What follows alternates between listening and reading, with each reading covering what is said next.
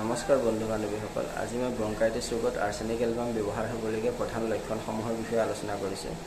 Arsenic album ব্যৱহাৰ কৰিবলগীয়া প্ৰধান লক্ষণসমূহ হ'ল ৰোগীৰ হাত ভৰি বা সমগ্ৰ শৰীৰতে জ্বলা-পোৰা কৰা থাকে।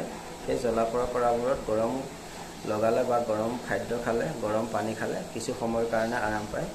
ৰোগীৰ অত্যন্ত অস্থিৰতা থাকে। দুৰ্বলে হওক বা সবলে হওক, ৰোগী সকলো সময়তে অস্থিৰ হৈ থাকে।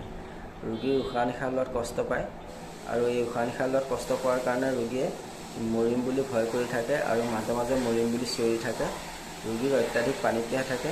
অত্যাধিক পানী পিয়াহ থাকিলেও খুব সামান্য পৰিমাণেহে পানী খায় আৰু ঘন ঘনকৈ খাই থাকে। ৰোগীৰ ভয়ংকৰ শুকান কাহ থাকে আৰু কাহিলেও কফ নোলায়। যদিও সামান্য পৰিমাণে কফ ওলায়, ৰোগীৰ ওঠত লাগি ধৰে, অৰ্থাৎ কফত অত্যাধিক আঠা থাকে। কিছুমান ৰোগীৰ ৰোগ দিনৰ বা ৰাতিৰ 12 বজাৰ পৰা 2টা বজাৰ ভিতৰত বৃদ্ধি পায়। যদি এই লক্ষণবোৰ থাকে, তেতিয়া আৰ্ছেনিক এলবাম অত্যন্ত উপযোগী ঔষধ।